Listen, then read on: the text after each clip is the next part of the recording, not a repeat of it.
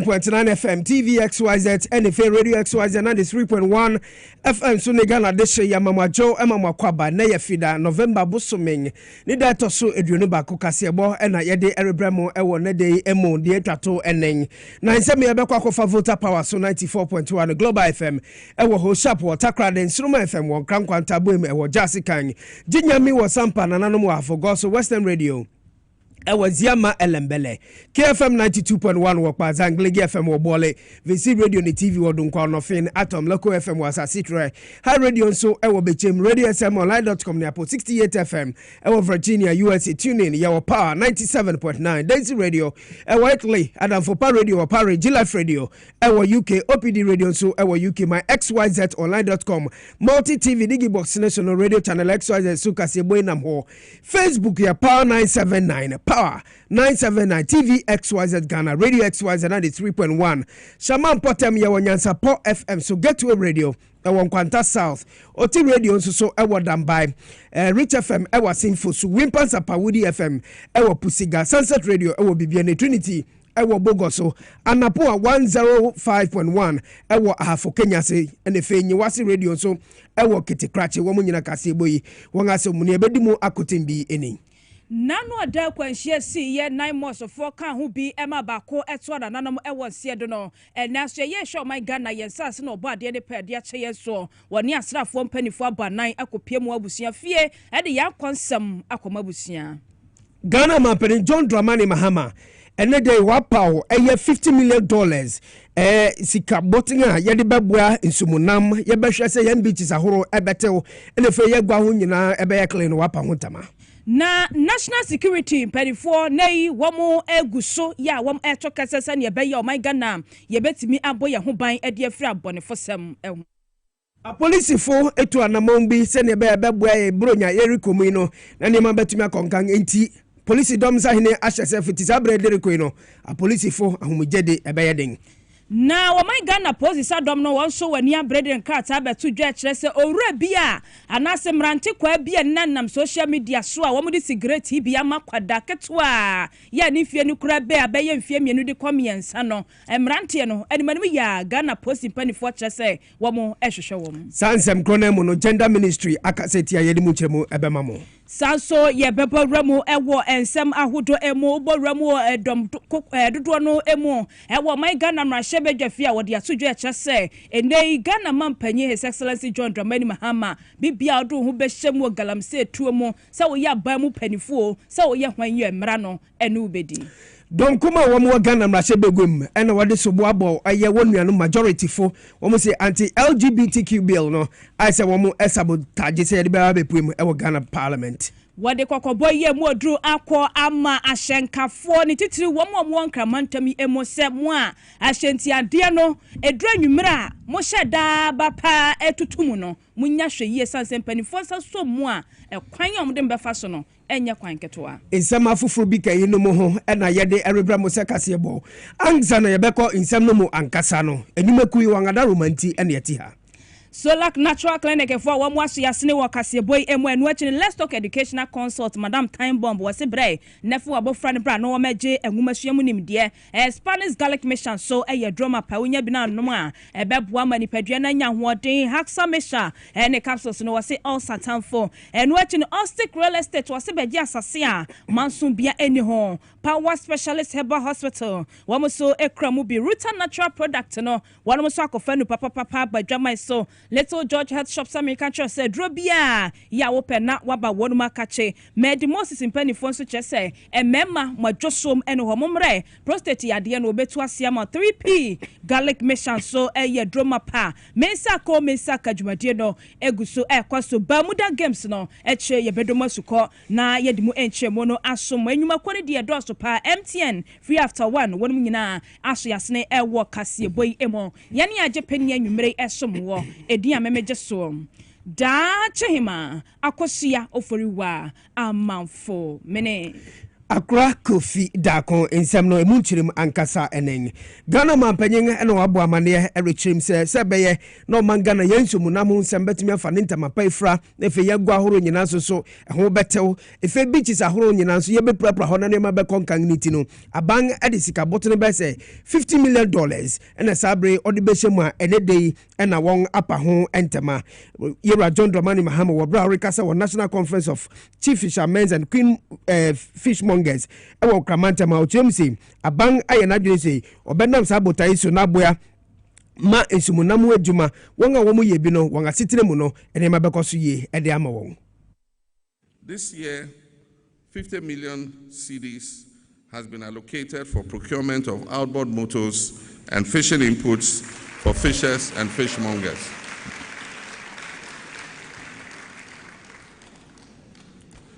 We are also going to launch an initiative for clean beaches.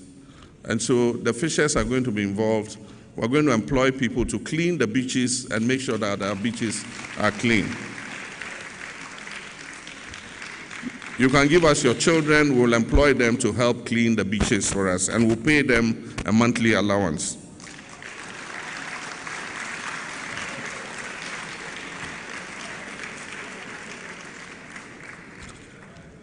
Exemption from closed season fishing. As you're aware, artisanal fishers have been exempted from the closed season. So I encourage you to reciprocate by not doing anything illegal during the closed season.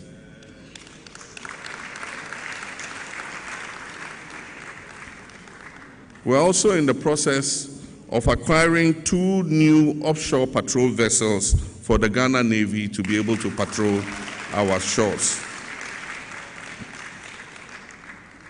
And then finally, in this year's budget 2026, money has been allocated for the establishment of 2 fish markets, one in Dambai in the Oti region and the other in Shama district.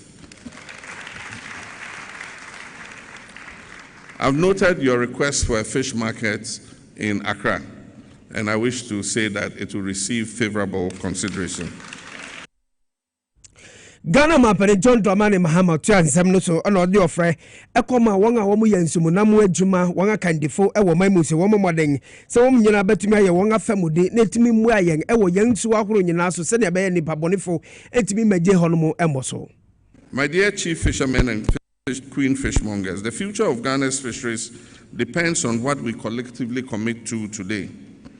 I therefore urge you to champion responsible fishing practices, lead community education and discipline, work closely with enforcement agencies, support peace, unity, and elimination of illegal practices, and stand firm as guardians of our marine resources. As we celebrate World Fisheries Day 2025, let us renew our dedication to building a future in which Ghana's fisheries are scientifically managed, community-led, economically viable, climate resilient, and equitable to all, especially women who play a critical role across the value chain. The well-being of millions of people depends on the decisions we make today. And so let us move forward in unity, honoring our traditions, embracing science, enforcing discipline, and securing the resources entrusted to us by nature.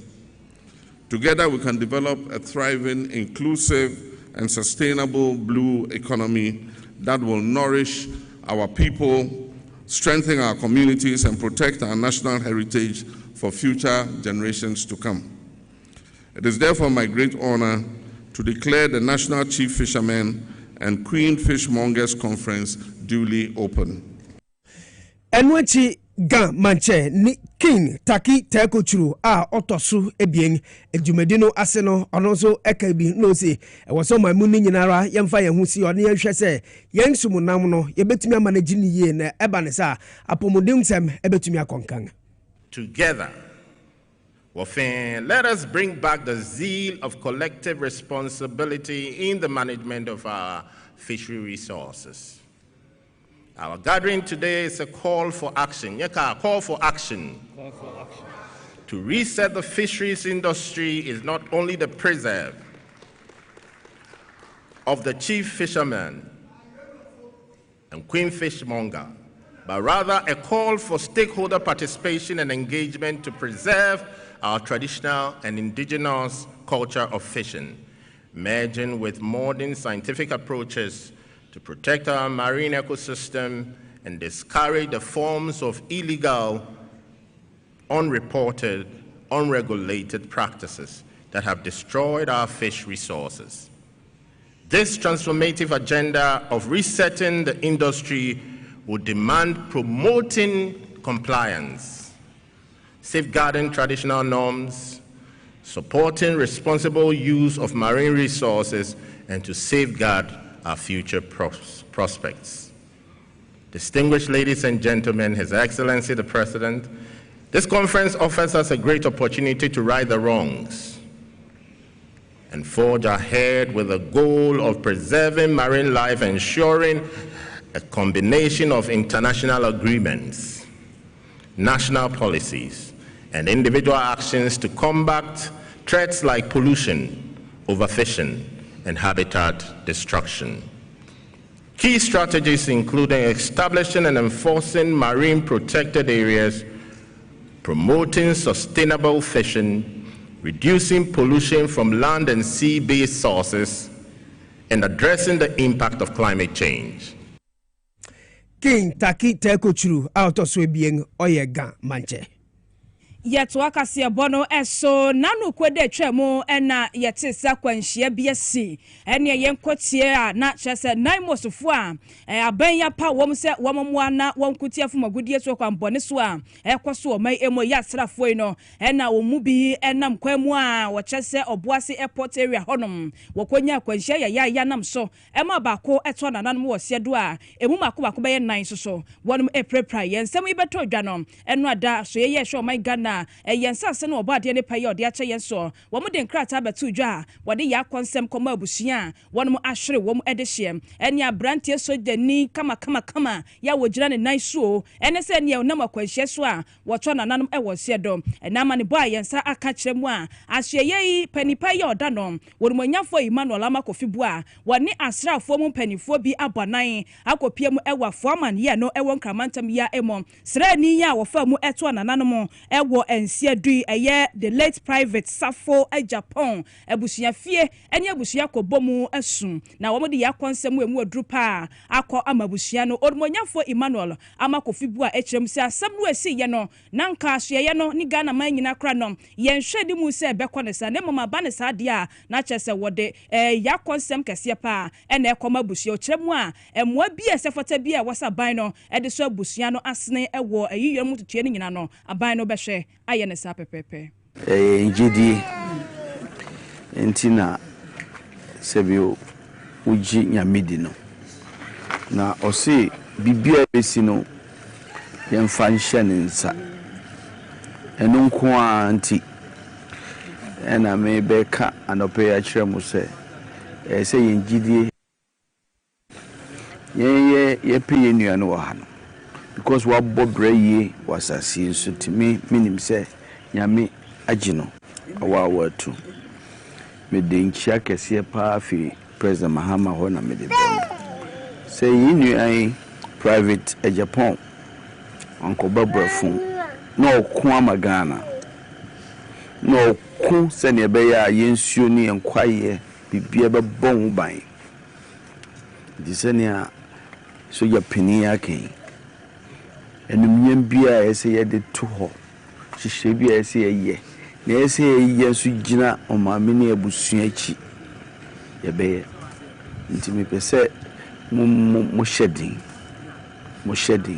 ne atunu mo no atuen amuti ase se mo ba no aku edine kra magana Adishmamo penny attending Kane Ayon for Emmanuel Ama Kofibua. Now, and watchino and Chief of the Army Staff, a young Major General Lawrence Kwaku Betanu, one also Ejna Sra Juma Kodina and Nemo, one also the Yakon Sam Koma Busiana Chres say, Wamamra Kwansho Ewa Sra Ejuma dear Emono, dear Sefata Bia, ya was 1 more year, Edija, the late private, Safo, a Japan, a chili quine crano, one beshe, Iron is happy pepe.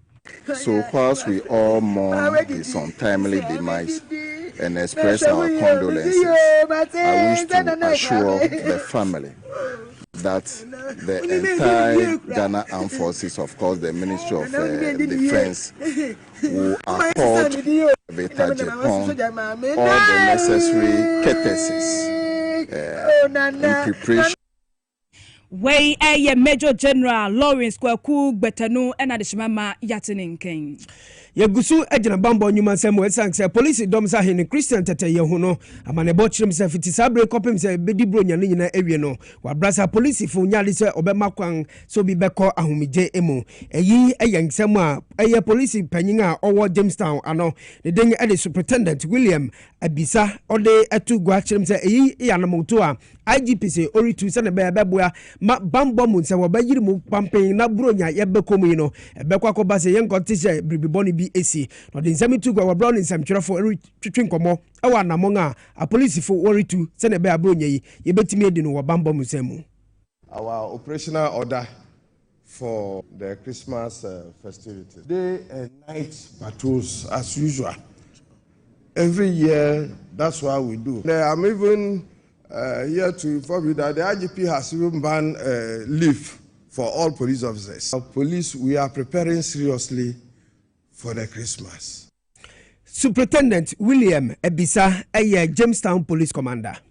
National Security Council no efa bambo musem koya no wamo eguso a wamo eto kasese ne beya wo my Ghana ye bambo musem no dane da ebetimi ejina ne nan eso na enayi me kasa no wayi na fuam yensa asi honom a wamo any stakeholders ahodo ye ka bambo musem a wamo abene ewomo eguso a wamo eto kase na wo kwanya o my Ghana ye betimi afaso na ye ka amumuyasem a eto da ya na esore ewa mama ahodo eso ye terrorism na for no a yetimi akwatia yenyina nim senda da se ko Burkina Faso a sansem we ya bi esi wo ko Togo so a bi esi ho na ya meka sai no yenuanmu alata ya ye Nigeria man no emu no de ekoso ewo hono aya abrahosam ene ya Kristofo ene sa atutrasam yi asore ewo wonmo so a amumuyafo bi asore ewo wonmo so asese no wom ekunkum ya ene okoto se obi butu obi so na achese wom kwan kanche ne so sore ne so kacha ne so sore ye nso esanse na wo free ne so pepepe na wo ba wankasa wu munso nti sambi sa ekoso no na wo so my Ghana yeso so ye boye ho so wo bambo mu ekwan so na no ho nkyerɛkyerɛ ene ho anobaba ye ene adwenkyerɛ ena wo yesi wo nafo amiensa Ghana National Security mpanifo wo mugu so wo mo hwɛ se wo betimi aka na Ghana ya boye ho ban ewo sa kwan no eso na DSP David Adade woni yensem twoni edi nkomo ewo sa anamonto yi emu.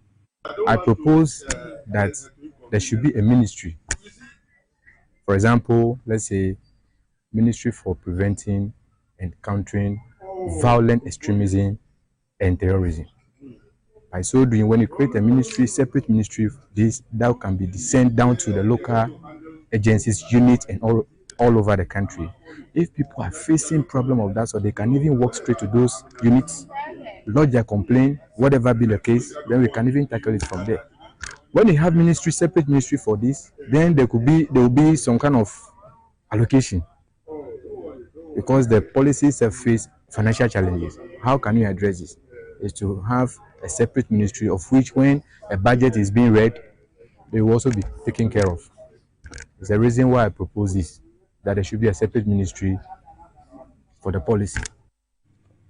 Enti wey nsema hodo a DSP David Adade editu jo se wase enyatena ye bia ekoba se terrorism animu nsem a ye betimi ede akuatia ne mprempren no ye behia hye ye bia tesa na o my Ghana yetimi de aboye ho ban ewo sa kwan no eso na enu achi no ena da sebre atamafuisi bonja ya otosumie no wono ene wohene popro ya wo eye chonke wono soso woni yamani boni Ibrahim Inso edi nkomo ya wode tu dwa ekire se wasa saa na monto yi ampanifo ade agua kwam no osu se ebetimi aboa ye pama adwenkyira hodo atimi akoso ama o my Ghana ya boye ho ban e wo saa kwantempo yi eso duma ya ba no am se manage ho pa eye ebeboa ye mpuntu ebe ma in so ide bebo ye ho ban ta conflict zone we ya ni to yi na etu na manfo ma education kasa kire wo mu ne ya nka beboa ye mpa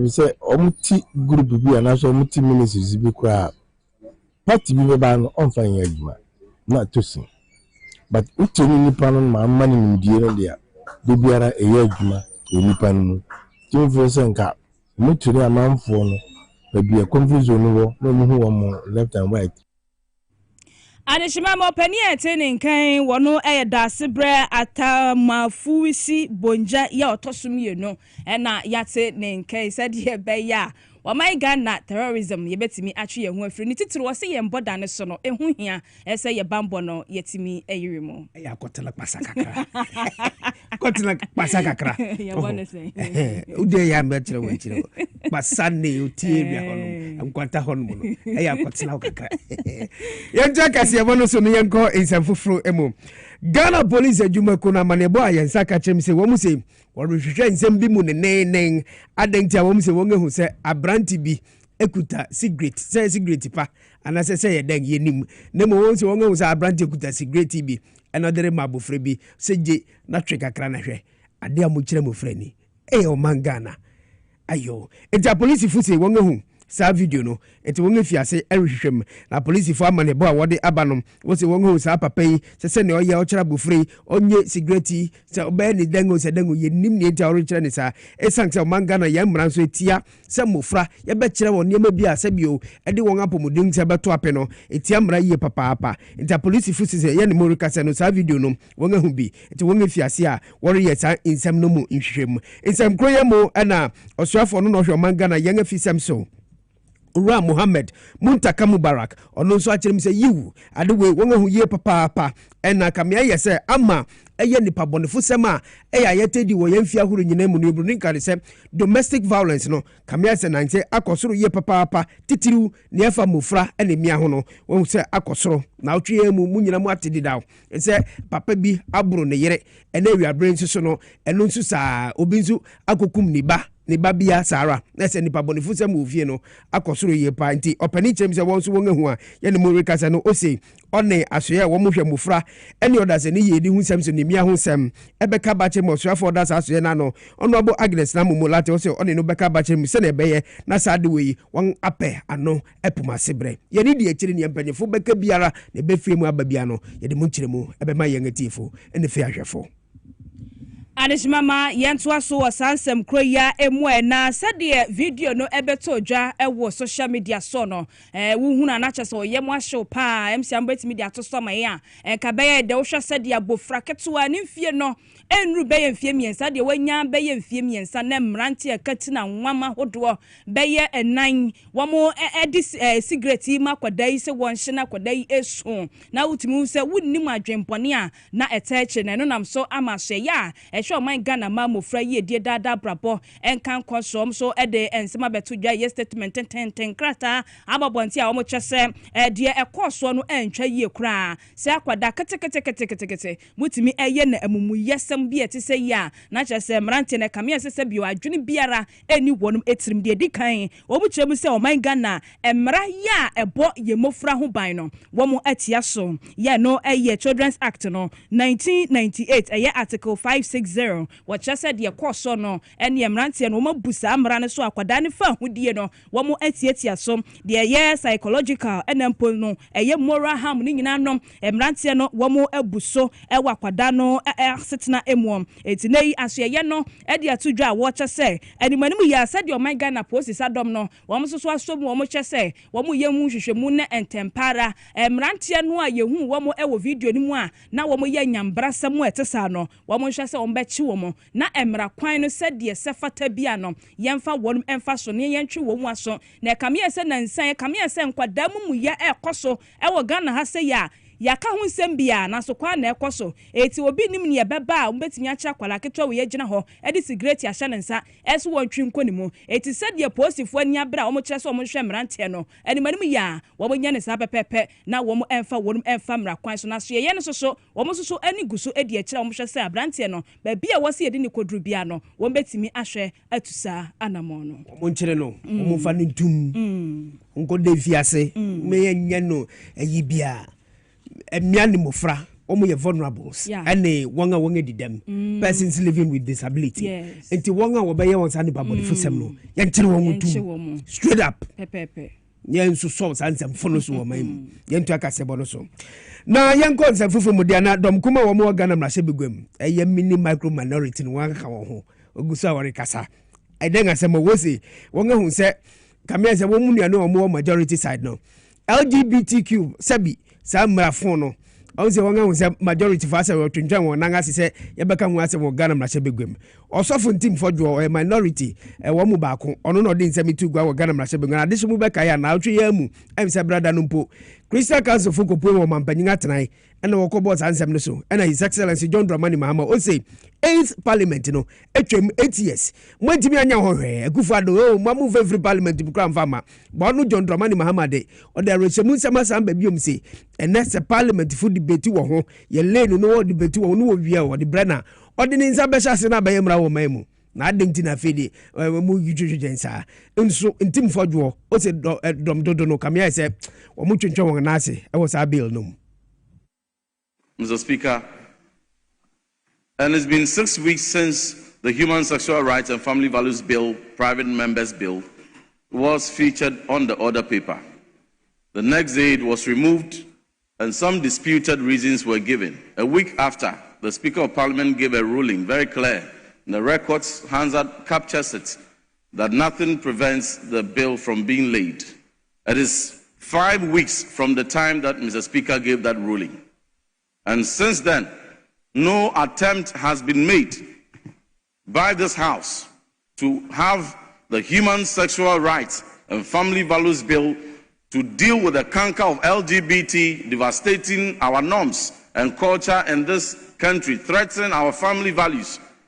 And there seems to be a very conspicuous silence on this. Mr. Speaker, the House must not create the impression that what was a priority in the 8th Parliament, a priority to the 275 members of Parliament, has suddenly been thrown under the carpet and has suddenly been jettisoned by the 9th Parliament. We debated it and we concluded. The controversy was resolved.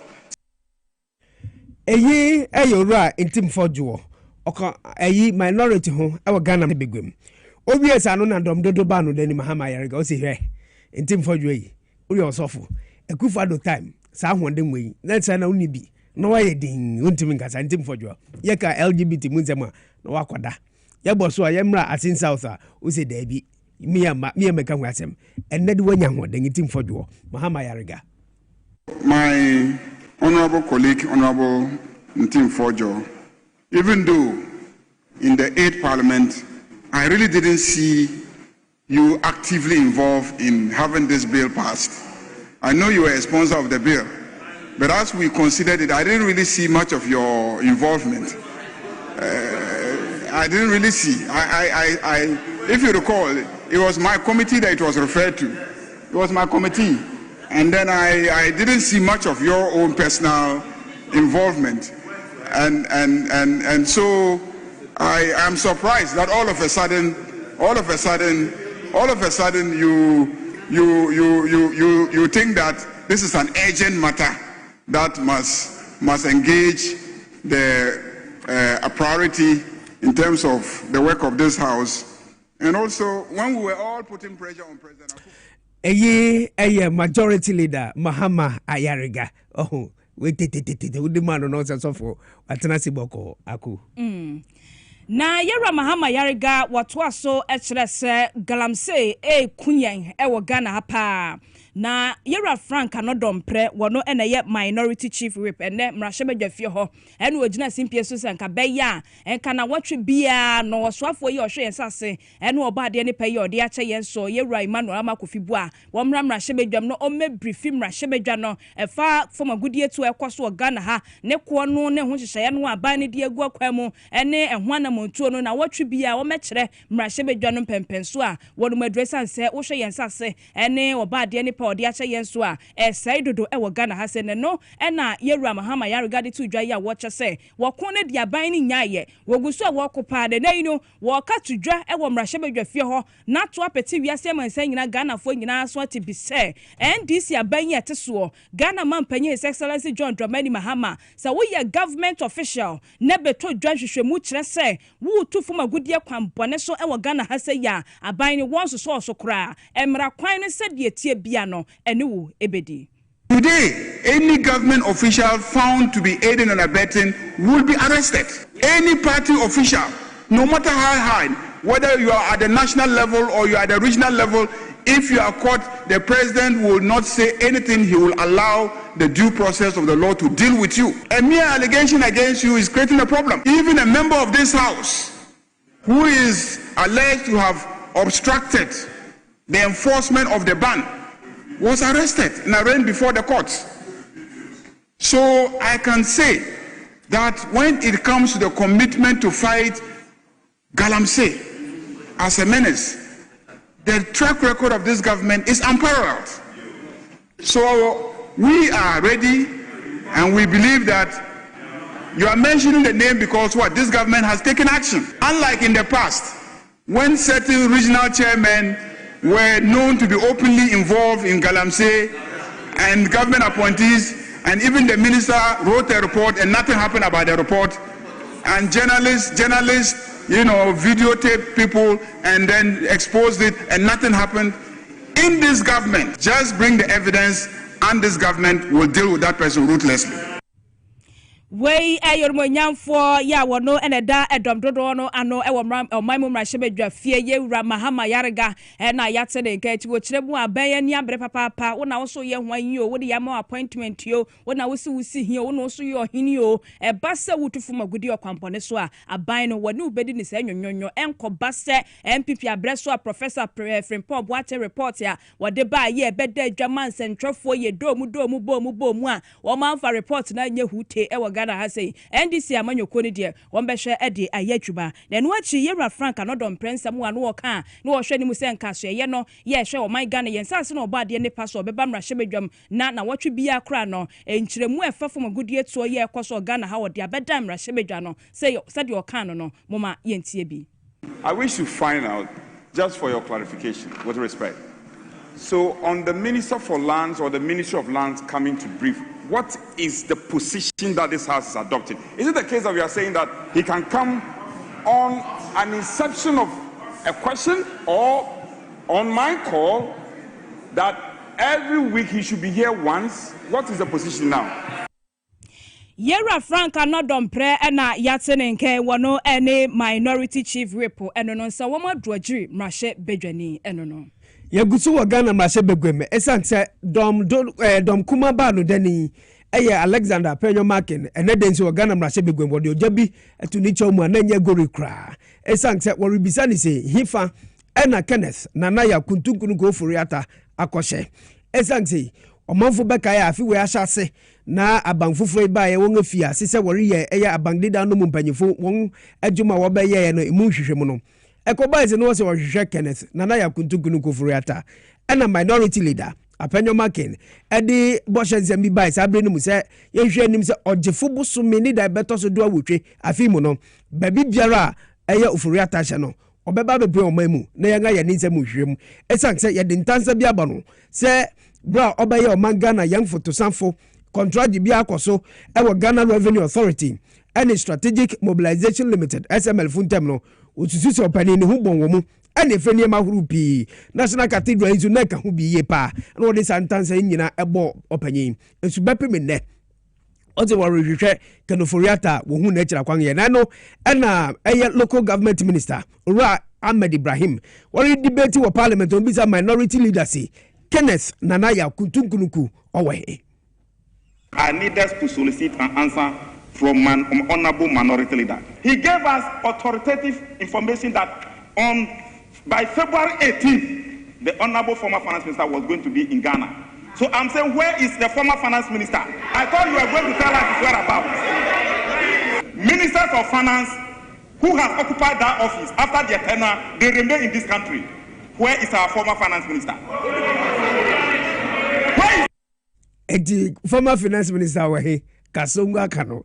Enomo and a minority leader, Apenyo Market, also Wanui. The records would bear me out that indeed, when the respected former finance minister had issue with the OSP, which mattered the majority leader himself, came to apologize.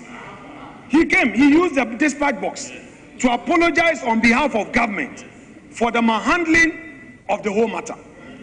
We as leaders owed a responsibility and a duty in the matter. I, right here, indicated that Mr. Ken Ofori-Atta had written to the OSP through his lawyers that he was going to be in the country on or before May, not July. This was in February.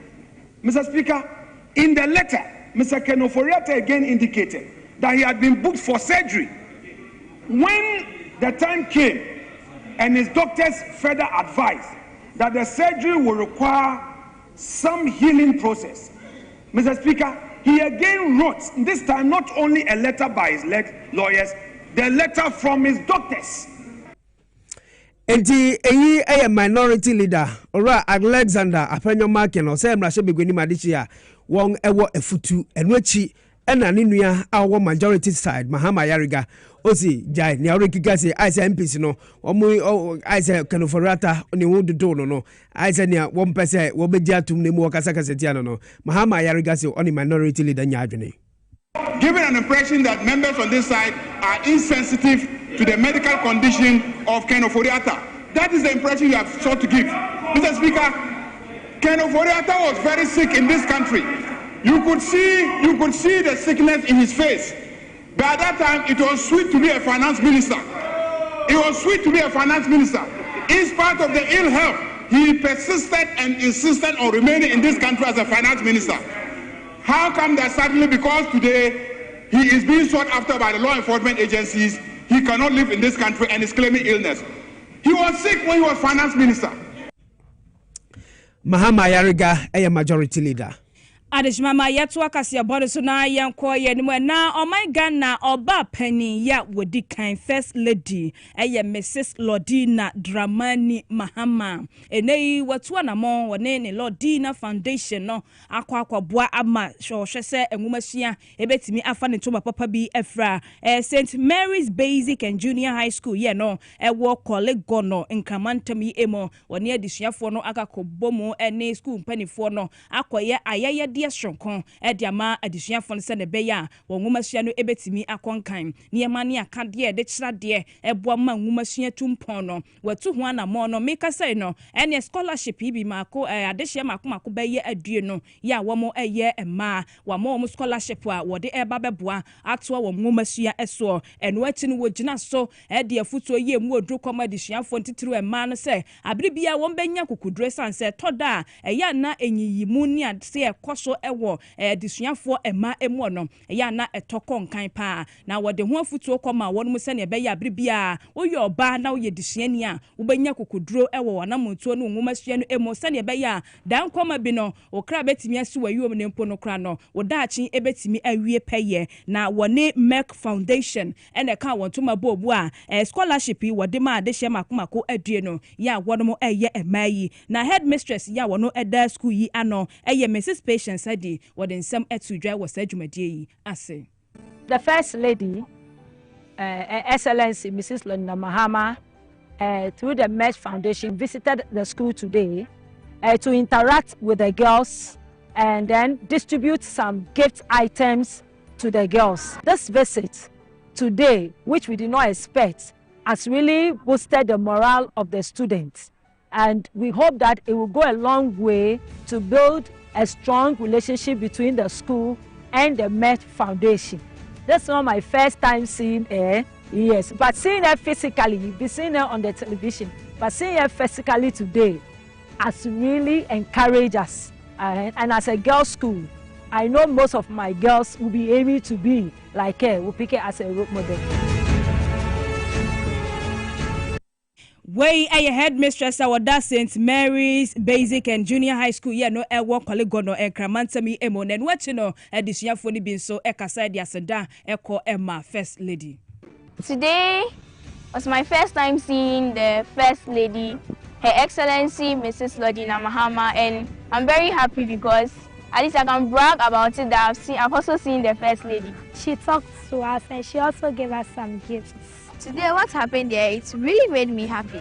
Today is my first time seeing Madame Lodina, but I know from this that she has a very kind and gentle personality. Also, today what she gave us, I really appreciate it because it can help us go a long way in our academics.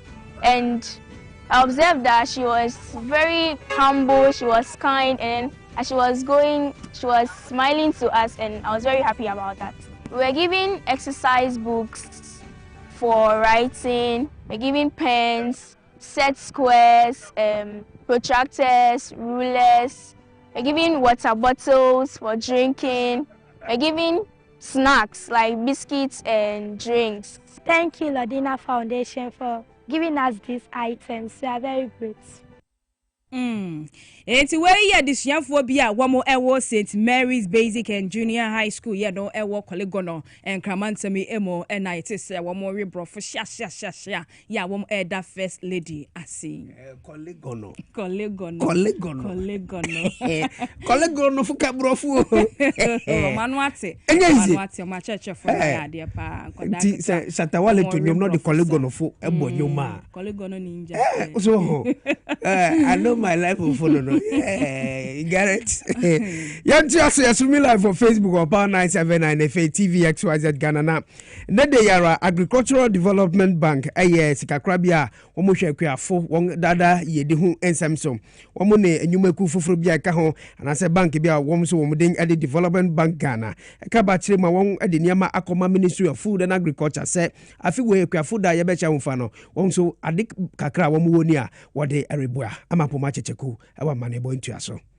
Agricultural Development Bank sika krabia ya yini womo ese ebekwadwuma ene ehun sebo mpempin wa ya womo de womo ni edi echi na afia no bia ne ya womo ya wode taba ya chi se de be ye kwafoda ehun dwumadi no ebetumi akose de wo se ekrom ye no enene womo mpanimfo tu na mo akopie mo ewo Ministry of Food and Agriculture de womo nso efem de boa wode boama ban edi afi ekwafoda no etimi ewimu edi aka ho bi amene Agricultural Development Bank in Pennyforcha womo de 1.2 million Ghana cedis and afi wode ta womachi womo dwumadi emu esika krabe ya womo baroda for enira Edward atosapon etra enya no nkoa wombesa so ahwe ama schools ahodo ya ebo mo homodi ewukradwuma mu no womo de 50,000 Ghana cedis esi wo se ebe no so ne abobo na school ko be de gunim ewumo no ye de ebe ma wo mo. This year we realized that we need to up the game. Though our position was not good, we decided to move from the 1 million support for the overall bus farmer to the 1.2 million support for the brand. In addition to this, we also look at the other categories that you have and also decide to support the best agri-practical secondary school with a sum of 50,000. And in addition to that, though this is not your ministry, you also know we have the Ministry of Fishery now. We are also supporting the overall best farmer there. So this tells you that though we are all working in different, we have added more to your ministries. Yanwachino and a Deputy CEO Edema Development Bank Ghana, Yewa John Kwame Ziga, one also ejina wa muzika krabia nanemo, and the tractors no Emma Ashayeno. At Development Bank, we see Agric as a focal point in our existence in terms of food security. We all know that food is the engine of life for all of us as Ghanaians. And at the Development Bank, that is one of our core anchors in terms of food security, making sure that food is available as Ghanaians. Minister, today on behalf of the board of and on behalf of the CEO, present this tractor to you to be donated to the university, best research university institution or something like this. And what she and our executive head, brand and marketing, Edema Stanbic Bank, Mauko Afejino, one also Jina Stanbic Bank, Anemo, and so at the tractor bako, a can who be swadebois, and a Jumano etumi, ako and kind. The Edibeche Equia for Ghana in support of Farmers Day, a year the consistently for the last 18 years, a year the highest end, high quality tractor. Now, Osha tractor na Equia for winning award over the previous years in that attest to the difference that is made to them. In this year, ya continues our tradition, and the very high grade quality tractor bar. Over the period of the year, you share the impact it's making, you monitor, now share next year, so how we can take our association to even a much higher level. Ningino and a swap for your Shagani and any Kujuma and some soya Ericopoko, what I want must say a one more woman crazy crabby, woman so a to the abo ama equiafoda every day. This year, we want to have a special Farmers Day celebration. Every awardee will receive the award right on the field of celebration. And so we thank you for giving us the 1.2 million for the best farmer in Ghana, best farmer 2025. Award of 1.2 million Ghana cedis. And then also 50,000 for the best secondary school in practical agriculture. We don't want secondary schools that will come and tell us that we have this book on agric.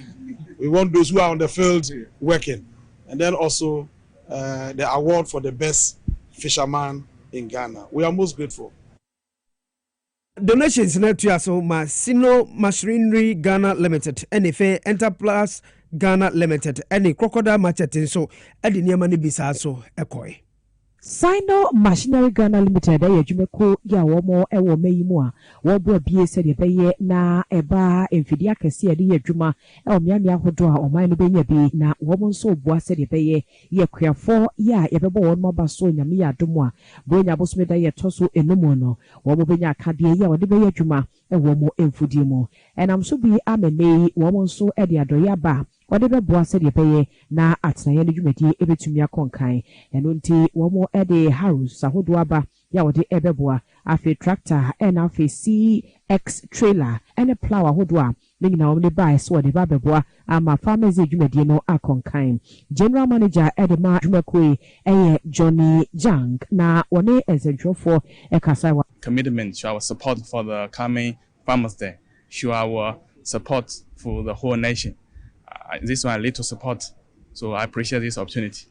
I hope our YTU products in the future can help Ghana for the farming field to do some little contribution. We are donating this YTU, the China #1 brand, YTU farming tractors, plus the trailer, plow, and harrow, the whole sets.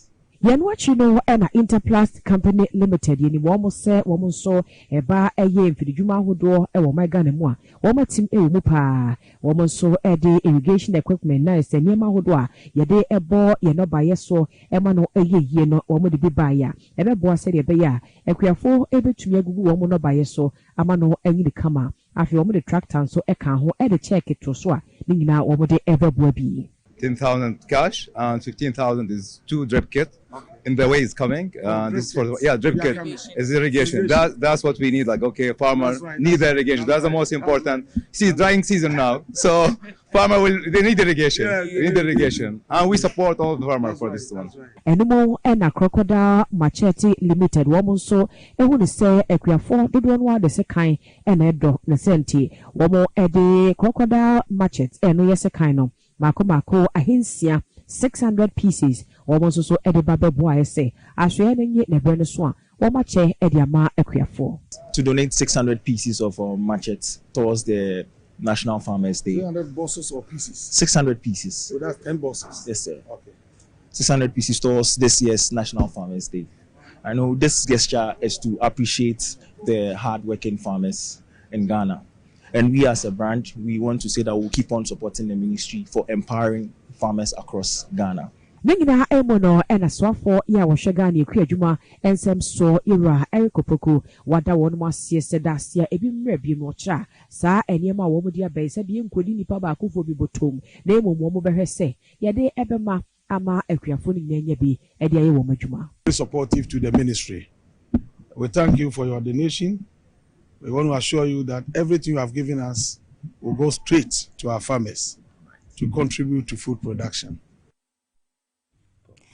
Ghana de Shibama Yentwaso na Yankuyanim Ewo Sama Hudomu name of Niamfasa Dama Yumakoma Siasne Ewo Kasiebo Emo Power Specialist at Hospital say main cancer say hepatitis no to asia at the amount say hepatitis B, C, any aid no power specialist for the Uchum Dina as a man Benankasa and wetinum fatty liver and no see a dear it's member and you must fakada woman to asia ma or prostate no na Kasia Nina wo to asia fibroid and kidney stones and wa power specialist for your crowd air chon say obeba na watu asiema juka junu e wo hode ma mema ema mugina munai SCA and watching hepatitis mission so ebo immune system no ema enkwamwa no enya ahode mapa enupa we nyina nya na Ghana pharmacy shops ado atwe ho ahia ubenya bia to pen dodo mu dia for 0244 544442 and a bio 0200383831 0555797878 ofra wo bejo so ostic real estate say beji asase amansu bia ni ho ne ukota asase a edipa be du ni atwamom ubeko ho ntokwasa langas nsem bia nim ostic foche say wo mo obi ewo dodo wa yikuma ye bi do yumu afienya do wenya anase shai hill so honum nyina ba ubenya asase amansu bia ni wo de agya homa no na ene wo ento ankomodie su 0244684069 ene bio 0240933748 0266101406 ofra ostic for ebejo so haksa mesha and the capsules no waje so say all satan for all sadio onya hunu se wanom haksa mesha and the capsules bia awe ba bia hye ewo nipadua ne mu bia no ni nyina asibetu ama wo hwabon se wo so te aduane to oyama na oyam ya oya je so wo hwanu hu ye basabasa ni nyina ye osa ene ebo nka yesan entna ho emma osa no enyo emoso eti wo no mesha no na me capsules no FDA age haksa mesha and the capsules no atumti we no enye kwanche dro bia pharmacy shop bia mu wo benya bia to ne dodo mu no na wafre 0240238310 and bio 0203822855 ofra wo bejo so Spanish garlic mesha and the capsules no enso eye dro mapa ene wo na se tatai wo Johnson tentem anase bia why Kasiemo so a wunya Spanish garlic mesha ne capsules bi na so no ma ni nyina si betu Ghana ha de ba bia pharmacy shop bia mo Spanish adre wo benya bia to ne dodo mu ba frɛ 0266114111 ofra empanifo ebejo so Solak Natural Clinic say men kan cho say wo pa wo wachia bre wachia wunya wo ni bi nto sre so a bra Solak fo akache boso men kro be so no na wo ato sre so ma ne mema mo pa wo Solak fo abini wo kidney no wanya ha wo ho anase liver no anase wo ho anase tatai ni nyina no wotu ase be ma prostate yade tete wo anase dwunso twamu yade no na odi akodan Solak Natural Clinic wo betu ase wo ma chi kwan no wo mu okokomlemle nkramantem yemo wo be Harvard Senior High School etu betimi afre 0553932631 0553932631 ofra wono ebejo so ewi adehimama ye gina weso ne yatwe hu taw agya bofo nkrato ba ye ba de akachire bia no ye de beto am so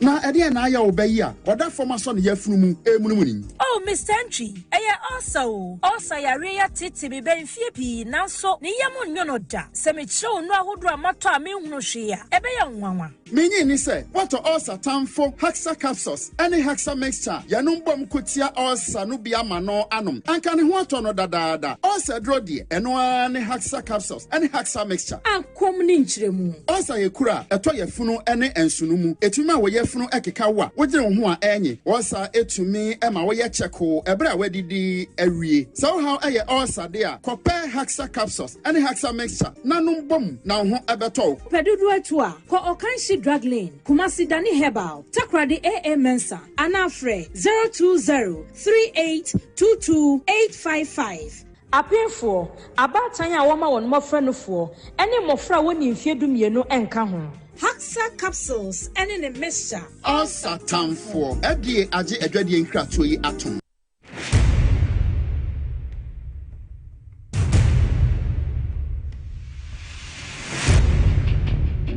The average human body mass should have at least 60% water for optimal performance in any physical or mental exercise.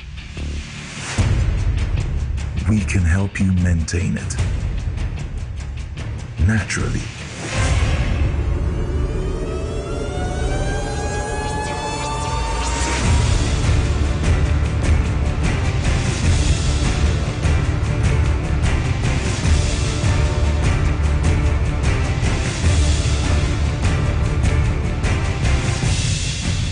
Natural mineral water. Simply natural. For bulk purchase, call 0596 273 546 or 0596 273 547. This advert is FDA approved. Yefem na kwa me taxi driver na enkane na misisi eso misisi na kame na to na twetweme binya 3p garlic mixer no aboa me pa that's a miracle bi wadro no just mafu no kra se die sia twimi anka me humi esi so me humi ana esi so obeka se die bibi hye me so bi no na ye normal mi bi ne ti no ti pa me sa 3 days ni na edo na anka se de nyankopon de ayi bi ahodi ti ma yi bi nya sam keto ana se we de me fro aka so na me fa hye me nkwa no me de abe fa 3 years ana aseme gina wa mena mu sisinya se mekwa we dia meko dia mu so much medru aba 6 years ni o tema dia me ya maji se ene meja na ta ya le ne nku me preko ene 4 days ana mekoto 3 garlic mixture ni tema me kase yanku pe no yam se ende ya me no kase me ho atom ya me din wa me ntia se 3p garlic mixture ubenya bi wo mamu pharmaceutical shops and herbal shops Fred Piwak e wo 02489288824 and 020100002.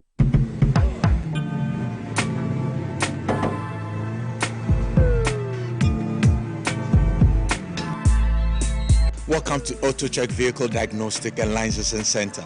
I hear my car can be checked here without going to Accra. Sure.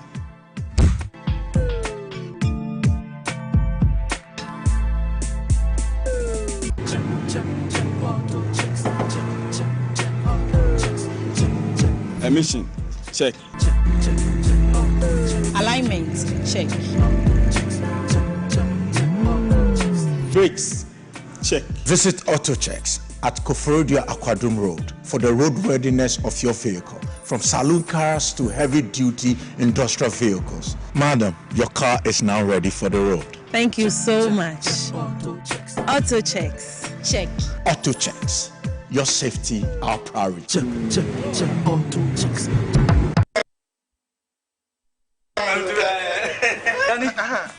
Messi menananu aguru basa abi bragro tibedo imlenu na ma premaye hojo. As for me, I take very good care of my grandkids. Ye di agro na ye sa eduru mre bi kra na me ba no ti me de omo be gumi so weekend no. Hey, mumle memre enu nti na me ka kire o say ya no medi garlic capsules. Poso nyina ebesisi so kama. As I stand here, my doctor said my whole system has improved very well. Medi garlic capsules. Yes, Medi garlic capsules. Oh, sa na te pa dia.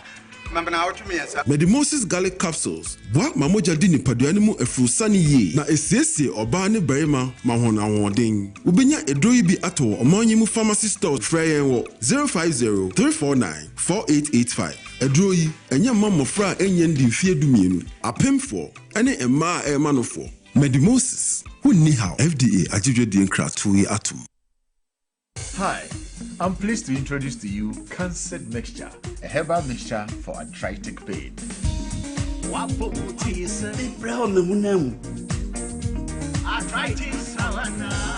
it's me. Cancer Mixture, no, Cancer Mixture, no, Cancer Mixture. Yerba Biara Nanu Drew, Morio ya, or arthritis. Cancer mixture, obey your juma when you put it inside. I'm a place in the grand. And if you do dinner, menu on your market for in your button, I want one menu for. First, baby, I'm from one Sanka, saying and Susan, Bonnie Biara, home doctor, and I report to FDA Med Safety App Nodo. And Katui, FDA, App Nodo.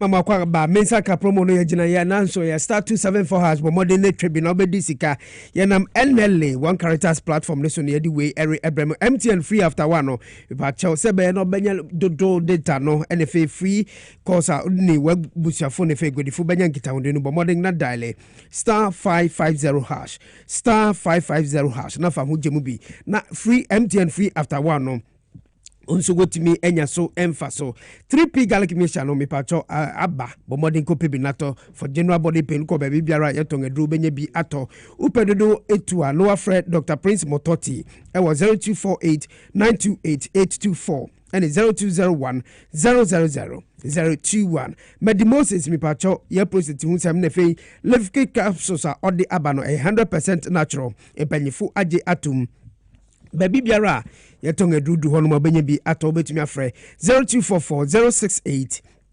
068 Little George Ewatema Community 5 but PV obi run about no any presbyas afo no wonfinfin o wonu ahuru nyina bi food supplement wonga jatum Vansaco lemon induced activated powder no eno so bi wo ko amecha ko plus obenya bi ato healthy juices bi tise carrot turmeric ni blueberry nyina no bi wo ho friend 0243 140 213 Ruta Misha or the Ruta Misha Bar, Ruta Titanic and the Ruta Life no Ebuye pa Ruta Natural Product ending Upedu to an offer 0244 503 443. Let's talk educational consult. Wateshin in White State Nation Pacho, Wabele Kuku Municipal Assembly no China Saturday, Mufrano Wabekwa Suya Dentifre 0249 069 821. Na bomode for Banuko. Nyankrupo Yaduma Feast of December. Busumi ya Yebe Comunida Beto Suenume ya Fufida, Pacho Bermuda Games Bebaso. Ewola. Magdan Park honum la Magdan Park Bermuda Games no ebebaso XYZ Broadcasting Limited yeni anum X natural mineral water ne fei Medimosis ene Piwak ene ebekwa kobobo no already no medimanya sponsors our best sponsor me both me Jesse ene fe me boot enti number 11 position honum no honum ene MC for Enkwanta South Joseph Awal entry wafa huka ene fei fifi honum so bia ma konfifi kakra no eno so NDC women organizer for Dr. Bree ewe santimantem ono so afa ho ka etine se akora won asort me out eten eyedangara Medimosis fo mu be kwako kanchi mu be yeden Piwak fo mu de munya den ye benu mu so free X natural mineral water coach omama Peter Kranting ozi akora ya sort out ye be hye won enti munya tum ne hye mo enti mumie hye anopa no du pepepepepe ne fa Bermuda Games 2025 reloaded no ehye so ewola Magdam Park na bibia enkosuye ifa mayen wie omanga ne hye anoso ne be gina na najufa no Siabrem Kasiebo or TV XYZ Power 97.9 and Radio XYZ 93.1 ha ne de nyina rabesi e de amamo mo hwe ya Facebook and the mainstream TV ne so ne bibia yedamase Abdul Salam yedawase and the umamo yedamu nyina ra ase Julius irawase akinkamfo and the fida anajufen meding de akura lovely Kofi Dako. Miso Chami Wachiwa, Miding de Kasungo, and I defend mene. Da chima akosia oforiwa amanfo aseda enkoma perpetual majority and bio Fred Green omo ne produce ye nwumere kwa MC anso so a director no eye Ralph Peter Cranton na Kisi Manu Nete ene Abase wom so bo adwuma ewo ho camera eye Kofi the Boy Elvis ene Francis Elizabeth Egun so Adama ena esiesie yadamu nyina ase amamumo ene hye ene tie